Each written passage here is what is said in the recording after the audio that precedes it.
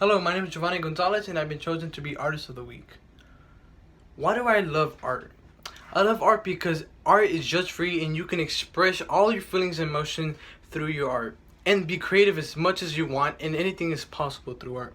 And that is the real reason that I love art. Yay, Gio! Good job.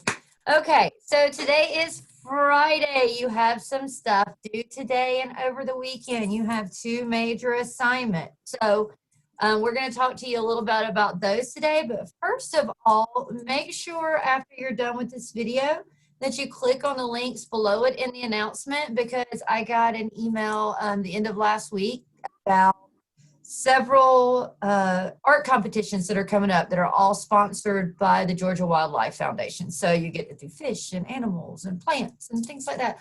So make sure you go check those out. So we have some really cool shows and competitions coming up. All right, so other things that we want to tell you guys about. So, you've got your shows, all the stuff that you've been working on. And of course, with the tab, you don't have to finish anything, but it's really, it's great to do, because it's stuff that, like, when you're seeing all of your growth, when you're going back and you're looking at what you've done, you can be really, really proud of it. And we can submit it to competitions. You can possibly get scholarships. But we also, as work's been getting uploaded, and we've been doing in-process work and complete work as well, you now have access to example pages for each week on Canvas. So when you scroll through your modules, and describe, I don't know if you're setting yours up the same way, but I'm putting mine under like week 3 examples from week 3. So if you go back and kind of like look there, you're going to see underneath that date for what we completed. Okay. But that way you can kind of have an idea of like, what's expected of me. You can see like the ones where we're like, whoa, yeah, because all those go there. Okay, so go look, they're awesome. If you need some inspiration, if you need to see like, some ideas, creativity breeds creativity, go look. These are your peers. These are what's happening in the room around you, or within the same, course, if you're virtual. And I'm sorry that y'all aren't in building. But anyway, so go look, it's really, really cool. Also on that note, when you are looking at your assignments for each week, make sure that you are figuring out why you're doing what you're doing. So one of the things that we're seeing as you're turning in your work each week is one of those questions that you're supposed to be reflecting on is, where did you get your inspiration from? And so a lot of you guys are saying, I didn't really have any inspiration. And I think part of the problem with that is that you're misunderstanding what we mean by inspiration. Inspiration is not necessarily, oh, hey, I saw this artist or I saw this artwork and I was so inspired by what they were doing, I wanted to go try it myself. Yes, that is a form of inspiration, but that's not the only place you get inspiration. Inspiration can come from tons of different places. I had one student last week that asked me if her inspiration could be a musician that she really, really likes, because there's a song that he did that she absolutely loved. And so she decided to do the verbal journal by taking words from this song to create her verbal journal from. Yes, that is inspiration.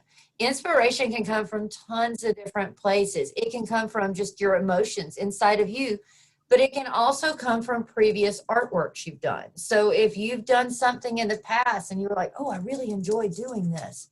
Okay, what about that inspired you to do what you're doing now? So your inspiration is literally just, why did you decide to do this? Where did this idea come from? Aside from looking at the choice boards and going, oh, I just picked one off the choice boards. Okay, there's a ton of options in the choice boards.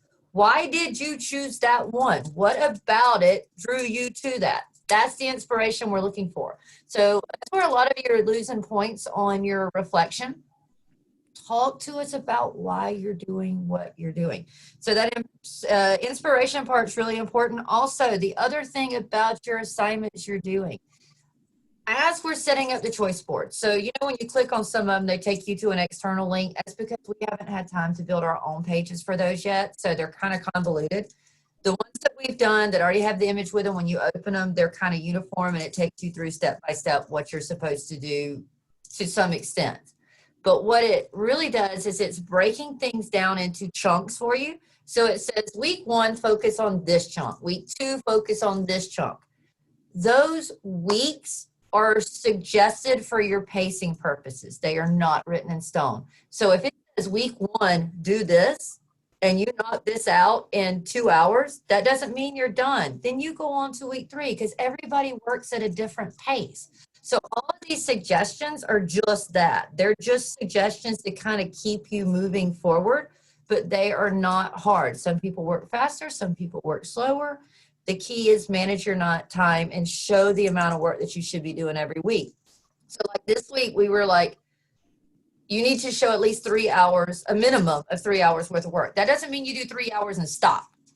That means that you have to work at minimum of 3 hours because that's how much studio time in here everybody was guaranteed. Some of you, like the Art 3-4 students this week, who I had 3 times, and I have during 4th period, which is the elongated period, have been in studio for 6 hours. If they only show me 3 hours worth of work, I'm going to be really upset because they've been in here for 6 hours. So that 3 hours is a minimum. Those pacing guides in there are a suggestion just to help you out. They are not hard. They're not written in stone. So don't be literal.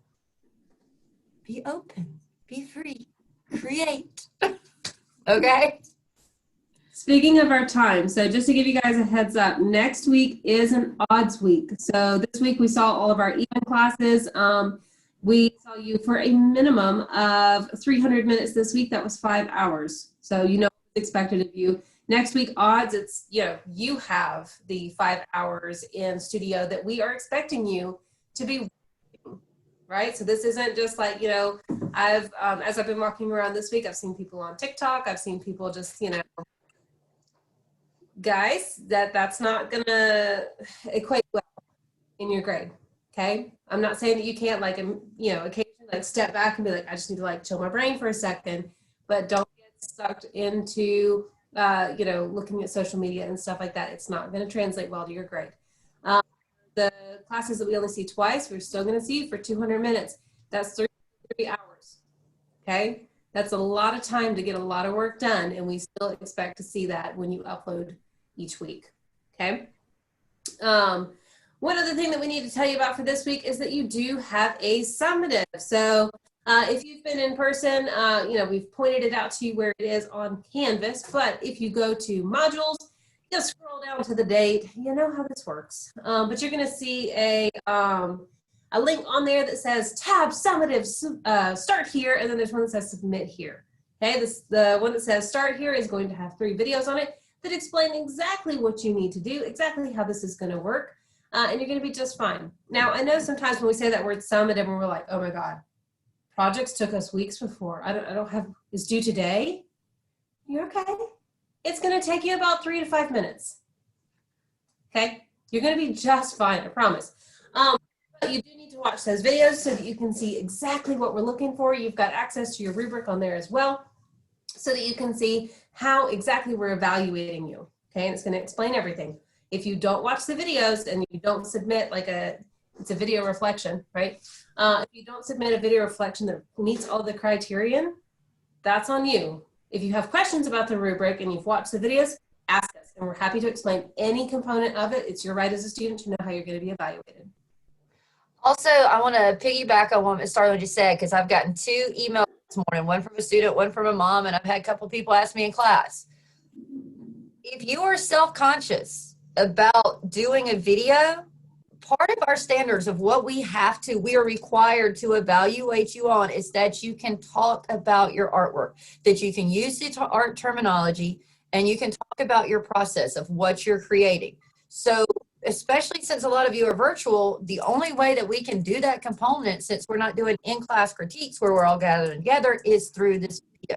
So yes, it does have to be a video. We have to hear you talking about your art. If you don't want to show your face, I'm fine with that. Show me your artwork. You can video your artwork the whole time, and I can see your hand pointing to stuff. But I have to hear your voice talking about your artwork, talking about your process in order for us to evaluate you and meet the standards that we're required to grade you on. So yes, there does have to be a video component. Anything else with the summatives, Ms. Darling? Minimum 3 minutes for that video. You've got 4 questions that you're answering. It's to the reflections that you do every week, but you'll see the questions on that page. If you spend just a minute on each question, I promise you that minute will go so fast. You've already minimum requirements. Give us evidence, like point to your sketchbook, show us what you did. You're going to be just fine. Okay, I promise. But don't hold off to the last second. It is going to be, it's due today, right? Friday, the 29th. But it is going to be open for a couple days longer, just like all of our other assignments. So if you can't get to it today, get to it over the weekend, and you're going to be just fine. Okay? Okay. And again, email us or come talk to us if you have any questions, but do it today, because as we've said before, once we leave here this afternoon at like 4 o'clock, we may not check our emails again until Monday, which is too late. So get with us today. Do not wait till the last minute. Moving on to next week, guys. If you did not watch the art history or do the art history this week about Kara Walker, you really missed out. She's amazing. But next week we're doing Richard Prince, and we're talking about appropriation in art, because a lot of you have had that question about, you know, what can I copy? How can I copy it? What can I use from photographs, magazines, other people's art? So this is really good art history, because this is an artist that does exactly that. That is what he's known for, is for literally stealing other people's art and claiming it as his own. So he's really cool, really funny. The article about it talks about how it's another artist talking about him and how he's a jerk for stealing other people's stuff. And then the videos are kind of the same kind of thing, but you get to see kind of his mindset about what he's doing, how he's doing it, why he's doing it. And then you learn a little bit too about what's acceptable and what's not as far as appropriation is concerned. So really awesome art history this coming week, really fun. I strongly suggest that you check it out. And then also with it, at the bottom of that art history that you're going to look at this week, there are 6 lessons that are in our choice boards, from collage to mixed media to digital art to painting, that use appropriation. So I have linked all 6 of those choice board options at the bottom of the art history. So you can also go check those out. And even if you didn't want to do the art history this week, you just wanted to watch the video about him, have a good laugh, learn something, and then scroll on down and look at those 6 options and choose those to start next week, that's perfectly fine too. So just decide what you're going to do, but that's a really, really good suggestion if you're trying to figure out where you're going next week. We also wanted to recommend to you guys an option if you're just feeling really stuck. We know that there's a lot to look through. There's 9 choice boards, plus the option to do a proposal, plus the art history. But I know there's a lot there. So, you know, last week we recommended to you guys to do the circle journals. A couple of you guys have taken us up on that, and it's, you know, really incredible. There's also, within that same kind of thread, if you didn't want to do a whole circle journal, you didn't want to do like every single week working on, you know, someone else's book, or the idea of trading it didn't really work with you, you can also go back to the art journaling and you'll see something there called 5 universal shapes. Now, those of you that are in person, you've done this before. You know it. You're familiar with it. Those of you that are virtual art ones, you might have done it if you had me. But ultimately, whether you've done it before or not, and this is brand new to you, you are all welcome to do it again. It's a new year, a new you. So kind of knowing where your head's at, knowing what your priorities are, and thinking about how you can use these shapes, this like language that we have in these shapes to inform your artwork and your process can be really, really helpful, especially to continue out through this semester. And you'll start to see that you lean on the shapes that you prioritize throughout the semester without even thinking about it. So it's a really, really cool experience. If you've done it before, I do still encourage you to do it again. Your shape will likely have changed. Mine always change. I think Ms. Greiner's always changed too, yeah. I've done 3. I've done it 3 times, and every one of them. But every time you do it, you know, that art making component, as you're like building up your spread, like Ms. Greiner just showed y'all, you know, you kind of push your boundaries. So whatever you did on the last time you did it, go further, experiment more, test stuff out, keep working that page until you break it. That's what 5 universal shapes is for, is just experiment, figure out what it is that you want to say and how you want to say it. Okay, so yeah, that kind of wraps up this week, gives you an introduction to what you're looking at for next week. Big takeaway from this, guys, Get that test grade done. Do the summative this weekend. You only have 5. If you miss one, that's really, really going to hurt your grade. So make sure you take care of that. Don't overthink it. This is your first time doing it. We'll be lenient the first time out, but we'll give you lots of feedback that we expect to see you implement next time. Your big key right now, 3 minutes, talk about your art. Okay? Yeah. Mainly 3 focus. minutes at least. Yeah. If more than 3 minutes, that's perfect. Yeah. But we're mainly focused on what you've been doing in January. And the bulk of January has been learning what tab is and implementing it into your art making practice. So if you just spend the whole 3 minutes talking about, okay, here is what I have learned about tab. And now that I've been doing it for 2 weeks, here's how I see it affecting me as a tab artist. If you talk about that, you're golden. Okay, show us your artwork, talk about how you're implementing those tab techniques into it. Use that terminology that's on the top of your rubric about those teaching artistic behaviors. Don't overthink this. Just talk about and your remember, art. you got your 4 questions too to help guide your what you're talking about. Okay. Yep. All right. Well, good luck, guys. Again, let us know if you need anything and have a great weekend. We'll see you all. Bye, guys. Bye.